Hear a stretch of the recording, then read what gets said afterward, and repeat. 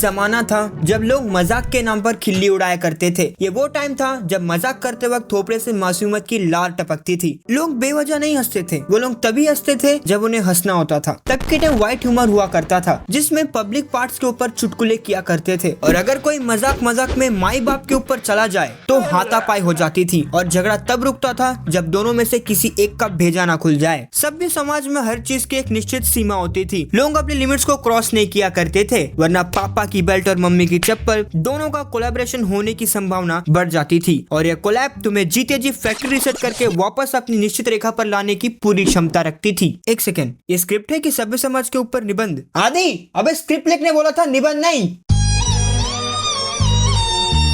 ठीक है, कोई बात नहीं। तो हाँ यार, आज हम लोग बात करने जा रहे हैं एक ऐसे शो के बारे में जहाँ पे हगना मैंडेटरी है मुंह से। यहाँ पे लोग एक दूसरे के ऊपर लेदर वाले चप्पल फेंकने जैसे कमेंट्स पास करते हैं। अब उससे सामने वाले की जल के राख क्यों ना हो जाए, उसे दांत फाड़ के हंसना ही पड़ता है, क्योंकि शो का नाम ही कुछ ऐसा है यार, इंडियाज गॉट लेटेंट। और इस शो का मेन होस्ट है इस समय रायना। हाय, वही बंदा है जिसके ह्यूमर के लिए इंडिया अभी तक तैयार नहीं है या होना नहीं चाहता। क्या फायदा ऐसे ह्यूमर का जब इंसानी दिमाग आपके ऑरा को फील ही ना कर पाए। ये वही बंदा है जो माइक पकड़ के कुछ भी बोल दे तो लोग गीले हो जाते हैं। खैर, इस बंदे की तो व्यक्तित्व ही गंदी बूंद वाली है, इसे साइड में रखो। आज के वीडियो में हम लोग लाइमलाइट डालने वाले हैं the OG, the yeti, the alien, the one and only शराबी बुझाएं।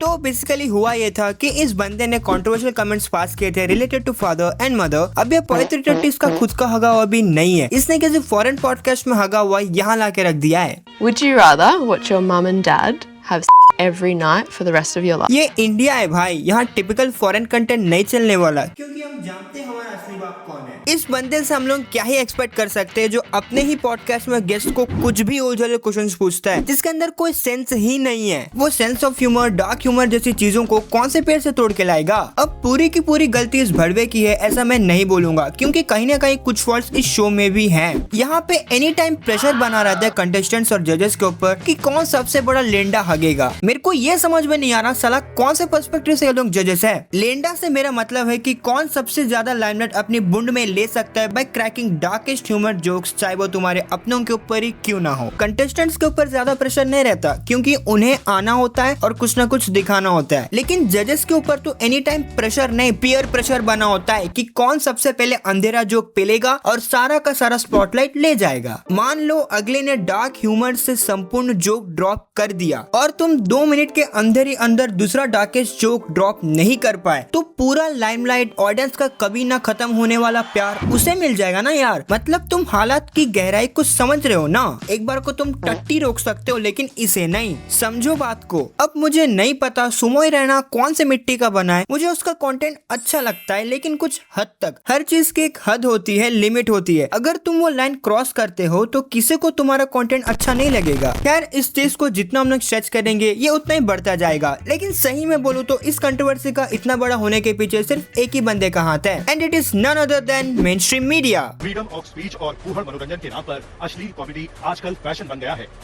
इनको बस दिखाना होता है कि ये भी कभी कभार काम कर लेते हैं। नहीं, तुम्हें क्या लगता है एट प्रेजेंट इंडिया के लिए सबसे चैलेंजिंग टास्क क्या है? बढ़ते क्राइम रेट्स? नहीं, गलत हो तुम। इंडिया के लिए सबसे चैलेंजिंग है ये इंडियाज गॉट लेटेंट। हाँ, यही है, इससे बड़ी और कोई चीज हो ही नहीं सकती फेस करने के लिए। और इस दिल दहला देने वाली न्यूज को कवर करने का मेन मोटिव है सोसाइटी को अवेयर करना? नहीं। यूथ को औकात दिखाना? नहीं। व्यूज छापना, वो भी मिलियंस में।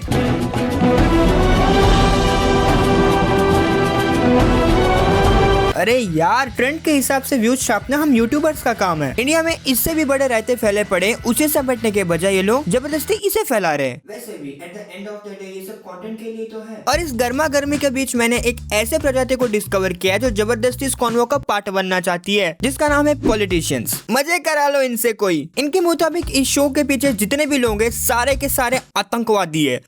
इन लोगों को कोई काम धंधा नहीं है क्या? अरे नहीं है, मतदान। और हमारे प्यारे इंडियन सेलिब्रिटीज जिन्हें कोई नहीं चाहता, इन लोगों को ना मतलब बहती गंगा में हाथ नहीं धोना, पूरा नहाना है। जिसको देखो ज्ञान झाड़ के जा रहे हैं। इनका ना अलग ही सिस्टम चलता है सोशल मीडिया पे, जहाँ पे लोगों का अटेंशन ज्यादा होगा वहाँ पे जाके तंबू लगा देंगे, यहाँ पे घर बसाने आ जाएंगे प्लेट लेके फेम बटोरने। आज ना थोड़ा मजा नहीं आ रहा है, चलो इंटरनेट के गर्म टॉपिक पर थोड़ा हाथ सेक लिया जाए। खैर ये कंट्रोवर्सीज तो होती रहेंगी, लेकिन आई होप ये पर्टिकुलर कंट्रोवर्सी जल्दी सॉर्ट आउट हो जाए। और हाँ, एक बात हमेशा याद रखना, जितना कम बोलोगे उतना आगे बढ़ोगे। अब बस यार, तुम लोगों को वीडियो अच्छा लगे तो let me know in the comment section. और ये सब्सक्राइब बटन या शो पीस के लिए नहीं रखा है, तुमने इसके साथ संभव